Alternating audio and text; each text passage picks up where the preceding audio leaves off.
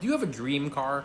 I had one, and I actually bought my dream car all the way back in 2012, and I sold it this morning. When I was a little kid, I had this. Now, this is a Bronco 2 for all the people in the comments who are gonna go, well, technically, I had a Bronco 2. I didn't know that at the time. I just thought Ford Bronco, and I said, one day I'm gonna grow up and I'm gonna have my own Ford Bronco. And in 2012, I started day trading and I was making some money as a stock trader. I lived very below my means. And I thought, now or never. I want this car. I'm going to start looking for one. I went to my mechanic who, up until that point, had just done like oil changes for me because I had a Honda Accord. And I said, hey, I'm thinking about buying this, 1985 Ford Bronco. And he said, are you nuts? Do you know what Ford stands for, at least stood for back in the day? It stands for Fix or Repair Daily. Fix or Repair Daily. This thing is going to be a money pit. And I said, well, who cares? You're going to be making the money. I'm going to be bringing it to you. And he's like, dude, I'm looking out for you. I'm telling you, don't get it. And I, of course, ignored him. I went on eBay and I found one for sale. And I started bidding on it. And I lost. So I called the dealership.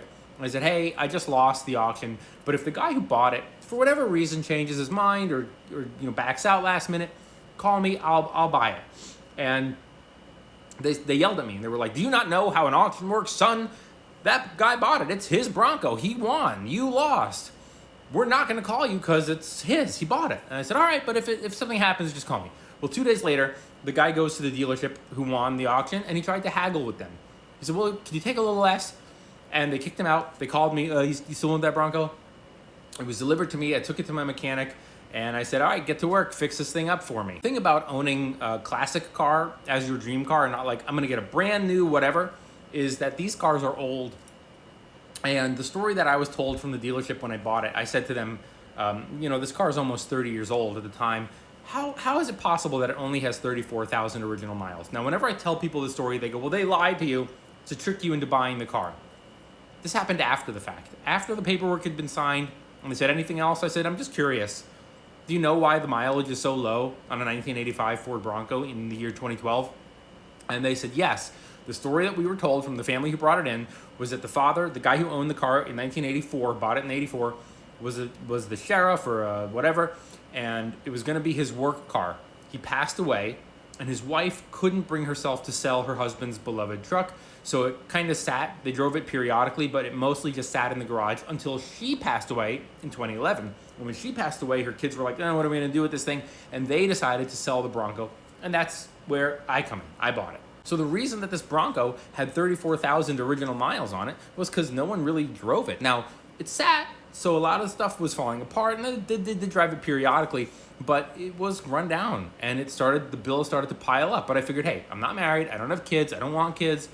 All I really wanted in life as a minimalist who's never aspired to have things, all I really ever wanted was this Bronco. So, all right, so it cost me $1,000 here, it cost me $1,000 there. I'm getting something out of it, which is the enjoyment of driving down the street and having people go like, what year is the Bronco? Of course, the Bronco was not without its problems as well. Now, cut to all these years later, it's now almost 40 years old, and all the rubber and the plastics and the things are breaking down and falling apart. And it was getting to the point, especially as someone who lives in a city, I'm in Washington, D.C., I don't have a garage. It sits on the street. It sits on the street in the elements, in the hot sun, in the rain, in the snow, and they salt the roads for the winter. And I just was getting more and more nervous that it was just sitting out there exposed to the elements. It wasn't in a garage. My girlfriend and I do a lot of traveling, so it just kind of sits periodically for like months at a time.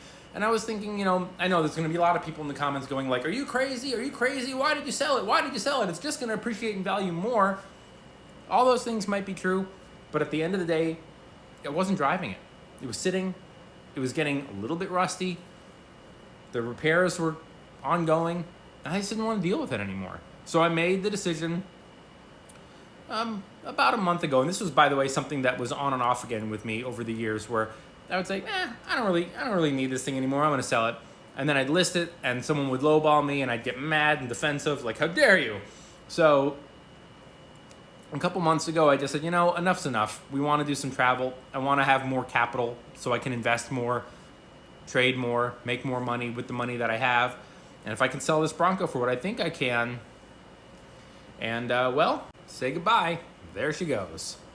But, you know, at the end of the day, it is just a car. All right? It's just a car. But yesterday, my girlfriend said, hey, the guy's coming tomorrow, pick up your Bronco. Get all dressed up. This is me dressed up. And let's go take some photos. Let's do a little Ford Bronco photo shoot. I'm relieved, but also sad. How can you not be? But the thing about it and life in general, I guess, is you're not going to get everything you want.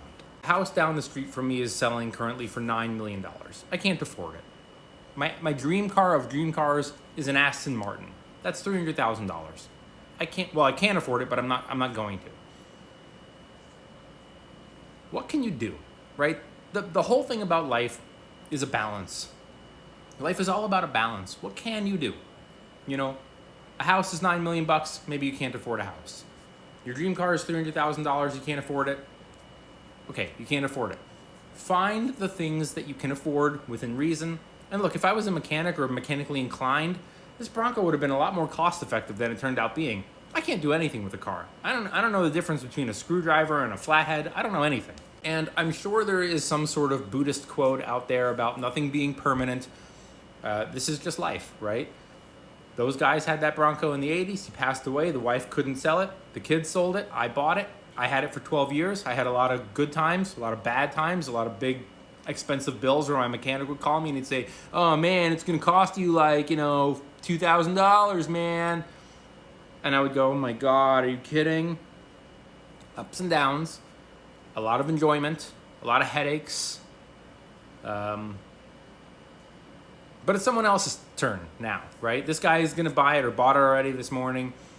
Drove off. I gave him the keys. He said, I'll keep you updated. I'll let you know. I'm going to take good care of your Bronco, man. And he drove off and, and I only cried a little bit. I know this is a long story time. If you've somehow managed to watch all 7 minutes of this video, thank you. This is not my normal content, but, it is finance related in a way. Thanks for watching. Hey, let's go on one last drive.